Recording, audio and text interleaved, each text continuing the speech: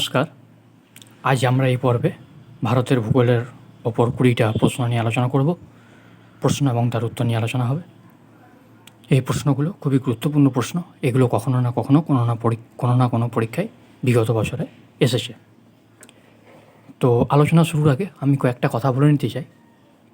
সবার প্রথম বলতে চাই যে আপনারা হয়তো অনেকেই ভাবছেন যে এইভাবে খাতাতে কলমে খাতা পেনে এভাবে রেকর্ডিং করে পড়ানোটা আপনাদের পছন্দ হয়তো হচ্ছে না, বুঝতে পারছি। আপনারা হয়তো চাইছেন যে আপনারা ডিজিটাল বোর্ডের মাধ্যমে পড়ানো হলে ভালো হতো বা সুবিধা হতো, বা ফেস টু ফেস হলে।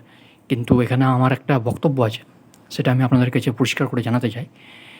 ব্যাপার হচ্ছে যে এটা তো ম্যাথমেটিক্সের ক্লাস নয়, এখানে তো বোর্ড ওয়ার্ক নেই। এখানে শুধুমাত্র জিকে বা ইংলিশের ওপর ক্লাসটা আমি করছি। এখানে জিকে বা ইংলিশটা আপনার কানে শুনে শুনে মনে রাখার কথা আমি বলছি। এখানে কিন্তু আপনাকে বোঝানোর কোনো ব্যাপার নেই। যেমন উদাহরণস্বরূপ বলি, মাফ করবেন, ন্যাশনাল রিমোট সেন্সিং এজেন্সি কোথায় অবস্থিত? এটার উত্তর হচ্ছে হায়দ্রাবাদ। আপনাকে এটা জানতে হবে। এখানে কিন্তু অন্য কোনো আপনাকে বোঝানোর কোনো ব্যাপার নেই। এটা কোনো বোর্ড ওয়ার্ক করে আপনাকে বোঝানোর দরকার নেই বা প্রয়োজন নেই।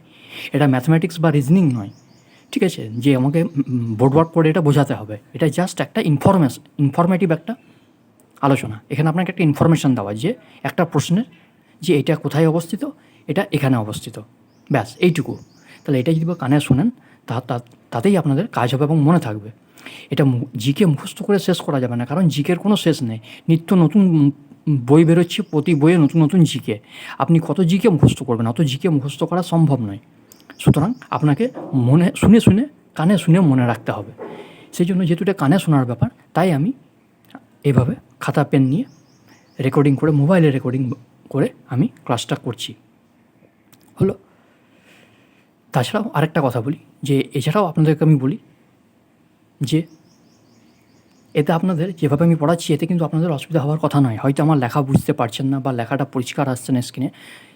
এটা যদি বা সত্যি হয়, তাহলে এটাও সত্যি যে আমি স্ক্রিনের সাথে সাথে আমি যখন প্রশ্নগুলো বলছি, সাথে সাথে দেখবেন আপনাদের স্ক্রিনে প্রশ্নগুলো ভেসে চলে আসবে। আপনারা সেখান থেকেও পরিষ্কারভাবে দেখে তার উত্তরটা জেনে নিতে পারবেন। তাছাড়া আমি তো মুখে বলছি এবং ধীর স্থিরভাবে, খুবই ধীর গতিতে বলছি, যাতে আপনারা প্রত্যেকটা শব্দ শুনতে পান এবং আপনারা বুঝতে পারেন এবং আপনাদের মনে থাকে। যাই হোক, আর বেশি কথা না বলে শুরু করছি। আসুন শুরু করি। প্রথম প্রশ্ন, ন্যাশনাল রিমোট এজেন্সি কোথায় অবস্থিত? উত্তর হচ্ছে হায়দ্রাবাদে। পরের প্রশ্ন, উত্তর গোলার্ধের মেরুজ্যোতিকে কী বলে? উত্তর গোলার্ধের মেরুজ্যোতিকে বলে অরোরা বোরিয়ালিস। হলো। ৩ নম্বর প্রশ্ন, পশ্চিমঘাট পর্বতের সর্বোচ্চ শৃঙ্গের নাম কি? উত্তর হচ্ছে কলসুবাই, ১৬৪৬ মিটার যার উচ্চতা। খাসি পাহাড় কোন রাজ্যে অবস্থিত? খাসি পাহাড় মেঘালয় রাজ্যে অবস্থিত। কচ্ছ শব্দের অর্থ কী? কচ্ছ শব্দের অর্থ জলময় দেশ।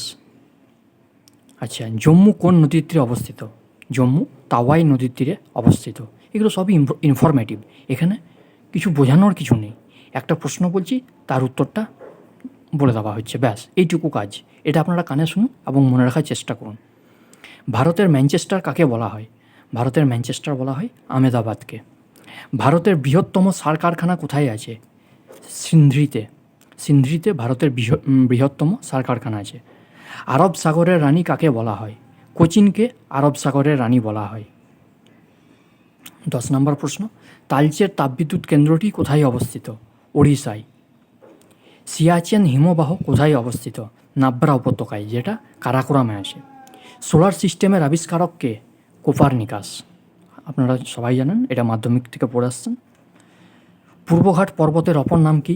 মলয়াদ্রি। পৃথিবীর উচ্চতম বিল্ডিং কোনটা? Burj Khalifa. আচ্ছা, ১৫ নম্বর প্রশ্ন, কোন শহরকে নীরব শহর বলা হয়? রোমকে। ওড়িশা রাজ্যের রাজ্য প্রাণী কি? সম্বর হরিণ। আমন ব্রিজ কোন দুটি দেশকে যুক্ত করেছে? ভারত এবং পাকিস্তান।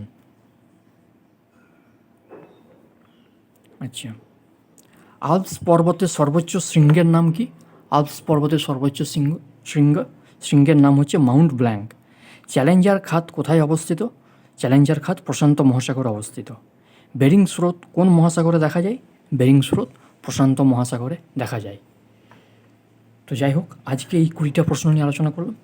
আমি যদি ইচ্ছা করি তাহলে 20টার বেশি আরও 20টা বা 30টা মোট 50টা আমি একটা ভিডিওতেই আলোচনা করতে পারি। কিন্তু সেটা করলে কী হবে, একসাথে 50টা কোশ্চেন শুনে কানে শুনে মনে রাখাটা খুবই দুষ্কর, মানে খুবই দুরূহ ব্যাপার হয়ে পড়বে, খুবই কষ্টসাধ্য ব্যাপার হবে। তাই আমি অল্প অল্প করে 20টা করে প্রশ্ন দিচ্ছি, 20টি করে করলেই আপনার অল্প অল্প করে করলে আপনার মনে রাখতে সুবিধা হবে। তো যাই হোক, চ্যানেলের সঙ্গে থাকুন, আগামীতে আরও ভিডিও আসবে, প্রত্যেকটা সাবজেক্টের ওপরেই ভিডিও নিয়ে আসবো এবং এইভাবে আমাদের নিয়মিত আলোচনা চলতে থাকবে। এতক্ষণ সময় দিয়ে ভিডিওটা দেখার জন্য সবাইকে ধন্যবাদ।